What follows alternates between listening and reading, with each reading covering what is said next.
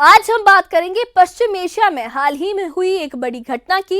Israel ने Yemen की राजधानी सना में एयर स्ट्राइक की है और रिपोर्ट्स के मुताबिक इसमें हूथी ग्रुप के प्रधानमंत्री अहमद गालिब अल रहवी समेत बड़े नेता मारे गए हैं। ये घटना 25 अगस्त 2025 को हुई लगती है और ये इजराइल हूथी टकराव का नया चैप्टर बन गई है। अगर आप जानना चाहते हैं कि हमला क्यों हुआ, इसके पीछे क्या वजह है और इसका असर पूरे इलाके पर क्या पड़ सकता है, तो आज हम इस वीडियो में इसी बारे में बात करेंगे। सबसे पहले घटना के बारे में बेसिक जानकारी आपको बता दें तो इजराइल की एयरफोर्स ने यमन की राजधानी सना में एक टारगेटेड एयर स्ट्राइक की। ये हमला एक रिहायशी इलाके में सिचुएटेड एक घर पर किया गया। रिपोर्ट्स कहती हैं कि इस समय जब ये हमला हुआ, हूथी ग्रुप के प्रधानमंत्री अहमद गालिब अल रहवी वहां मौजूद थे। उनके साथ रक्षा मंत्री मोहम्मद नासिर अल अलेफ और chief of staff Abdul Karim अल हमदी भी वहां पर मौजूद थे। ये लोग एक मीटिंग कर रहे थे जहां वो अपनी सैन्य रणनीति पर चर्चा कर रहे थे। इजराइल की इंटेलिजेंस एजेंसियों ने उनकी लोकेशन ट्रैक की और हमला किया। इसके परिणाम में जो रिजल्ट निकला उसमें अल रहवी और बाकी नेता मारे गए हैं। ये जानकारी यमन के एक अखबार यमन अल रद और इजरायली पोर्टल्स ने ये साझा की है। हालांकि हूथी अधिकारियों ने इन मौतों की पुष्टि नहीं की है और इसे इजराइल का प्रोपेगेंडा भी बताया है। अब आपको बताते हैं कि कौन थे अहमद गालिब अल रहवी। वो हूथी ग्रुप की सरकार में प्रधानमंत्री थे। हूथी एक विद्रोही ग्रुप है जो ईरान के सपोर्ट से चलता है। अल रहवी को ग्रुप का राजनीतिक चेहरा माना जाता था। वो अंतर्राष्ट्रीय स्तर पर हूथी के पक्ष को रखते थे। उनकी जिम्मेदारी में आर्थिक नीतियां, कूटनीति और ईरान से आने वाली मदद भी शामिल थी, जैसे हथियार और फाइनेंशियल सपोर्ट उनके नेटवर्क से होकर यमन पहुंचता था। वो टैक्स कलेक्शन, ईंधन व्यापार और बंदरगाहों के मैनेजमेंट में भी शामिल थे। विशेषज्ञों का कहना है कि उनकी मौत से हूथी ग्रुप को एक बड़ा नुकसान हुआ है क्योंकि वो संगठन की राजनीतिक और आर्थिक रीढ़ माने जाते थे। अब ग्रुप को नए नेता चुनने होंगे और ईरान से मदद का सिस्टम प्रभावित हो सकता है।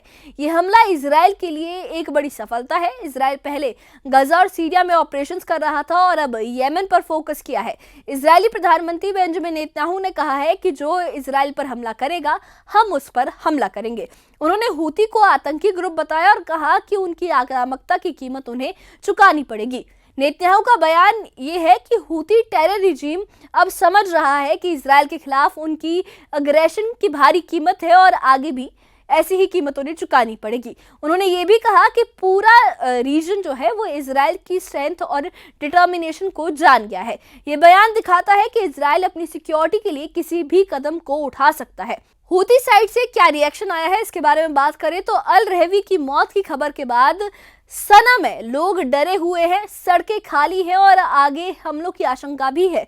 हूथी स्पोक्सपर्सन ने इसे शहादत बताया है, लेकिन संगठन को झटका लगा है। उन्होंने इजराइल के खिलाफ जिहाद का ऐलान भी किया है। मस्जिदों और बंदरगाहों से बदले की कॉल्स दी जा रही है।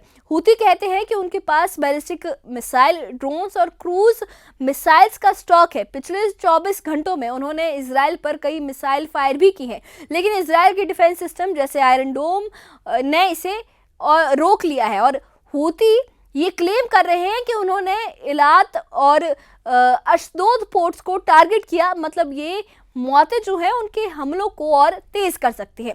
हूथी अब क्या कर सकते हैं इस बारे में बात करें तो वो यमन से बाहर निकलकर लाल सागर में इंटरनेशनल शिपिंग को टारगेट कर सकते हैं। पहले भी उन्होंने कार्गो शिप्स और ऑयल टैंकर्स पर ड्रोन अटैक्स किए थे, जिससे ग्लोबल सप्लाई चेन प्रभावित हुई थी। अमेरिका और ब्रिटेन ने इसी वजह से लाल सागर में अपने नेवी शिप्स बढ़ा दिए हैं।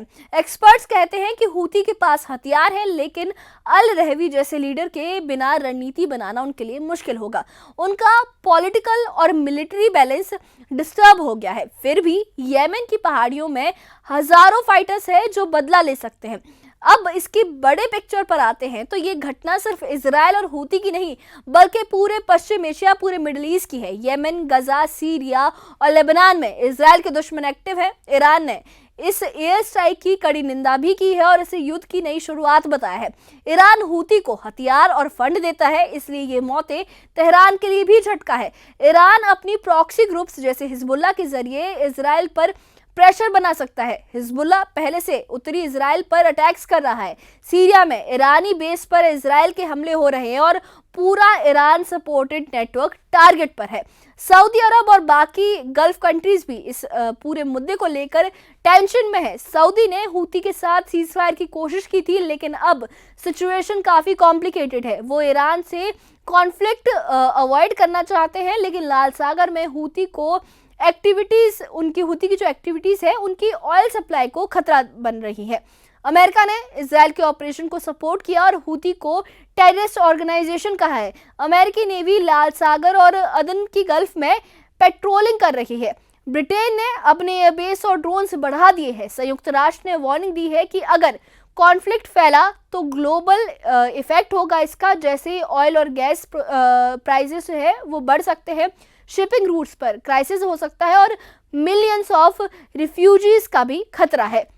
यूएन सेक्रेटरी जनरल ने कहा है कि येमेन से गजा तक की वायलेंस रीजनल नहीं बल्कि ग्लोबल क्राइसिस बन सकती है।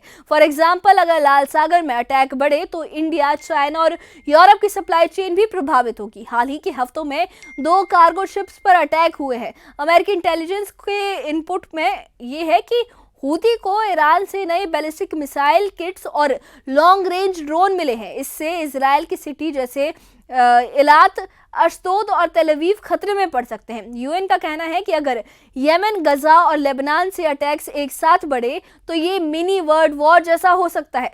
चलिए अब हूती ग्रुप के बैकग्राउंड को समझते हैं। येमेन में सालों से सिविल वॉर चल रहा है। हूती शिया कम्युनिटी से हैं और ईरान की मदद से सऊदी सपोर्टेड गवर्नमेंट के खिलाफ लड़ते हैं। गजा कॉन्फ्लिक्ट के बाद से उन्होंने इजराइल को टारगेट किया है। लाल सागर में शिप्स पर अटैक्स, इजराइल पर ड्रोन और मिसाइल से अटैक, ये सब इजराइल को प्रोवोक करने की कोशिश कर रहे हैं। इजराइल ने पहले भी हूती पर स्ट्राइक्स की है, लेकिन ये पहली बार है जब उन्होंने हाई लेवल लीडर्स को टारगेट किया हो। अल रहवी की मौत से हूती वीक हो सकते हैं, लेकिन उनका जो रिस्पॉन्स है वो और स्ट्रांग हो सकता है। इजराइल कहता है कि हर अटैक का 10 गुना जवाब देगा। इस कॉन्फ्लिक्ट की रूट्स गहरी हैं। ईरान का axis of resistance Hezbollah, Houthi, Hamas Israel के खिलाफ यूनाइटेड है, लेकिन इजराइल की इंटेलिजेंस और एयरफोर्स ने इस नेटवर्क को कई बार हिट किया है। अल रहवी की मौत इसी का एक हिस्सा है। क्या ईरान डायरेक्ट इन्वॉल्व होगा? शायद नहीं, लेकिन प्रॉक्सी से प्रेशर बढ़ाएगा। आने वाले हफ्तों में येमेन से इजराइल पर मिसाइल और ड्रोन अटैक्स बढ़ सकते हैं। हूती एंटी शिप ड्रोन्स और वाटर वॉर्न बम बोट्स को यूज कर सकते हैं। ये ग्लोबल इकोनॉमी को इफेक्ट करेगा, जैसे ऑयल प्राइसेस हाई होना, इससे ये इफेक्ट हो सकता है। येमेन की इकोनॉमी पहले से खराब है। हूती के कंट्रोल में पोर्ट्स है, लेकिन अल रहवी जैसे लीडर के बिना मैनेजमेंट हार्ड हो जाएगा। इजराइल का ये स्ट्राइक एक मैसेज है कि वो अपनी सिक्योरिटी के लिए कुछ भी करेगा, लेकिन हूती लाल सागर को अनसेफ बना रहे हैं, अनसेफ बना सकते हैं। अमेरिका और ब्रिटेन की नेवी वहां है, लेकिन अगर अटैक्स बढ़े तो बड़ा क्लैश हो सकता है। गजा में हमास, लेबनान में हिजबुल्लाह, सीरिया में ईरानी मिलिशिया सब एक्टिव हो सकते हैं। ये पश्चिम एशिया को अनस्टेबल बना देगा। आम लोगों पर इसका क्या इफेक्ट होगा, इसकी बात करें तो येमेन में मिलियंस लोग भूख का शिकार होंगे। अटैक से फियर बढ़ेगा, डर बढ़ेगा और रिफ्यूजीज बढ़ेंगे। गजा में पहले से वॉर है, एक काफ़ी बुरी सिचुएशन गजा की है। ऐसे में ये कॉन्फ्लिक्ट अगर शुरू हो गया तो ये मिडिल ईस्ट को और ज़्यादा अनस्टेबल कर देगा। इजराइल की सक्सेस से वो स्ट्रॉन्ग फील कर रहा है, लेकिन क्या ये पीस ला पाएगा? नेतन्याहू का स्टेटमेंट रीजन में इको कर रहा है। हूती स्पोक्स पर्सन कहते हैं कि फाइट और तेज होगी, ये जंग और तेज होगी और इजराइल को येमेन से लाल सागर तक जवाब मिलेगा। पश्चिम एशिया में टेंशन हाई है। अल रहवी की मौत ने हूती को वीक किया है, लेकिन जियोपॉलिटिकल बैलेंस शिफ्ट हो रहा है। तेहरान से बेरूत, दमिश्क से सना और गजा तक आर्म्स की आवाजें हैं। इजराइल का जो मैसेज है वो क्लियर है कि लेकिन ईरान जो सपोर्टेड ग्रुप्स है वो रिएक्ट करेंगे। हूती नए वेपन्स की तैयारी में है। अगर ये जारी रहा तो वर्ल्ड इकोनॉमी इफेक्ट होगी।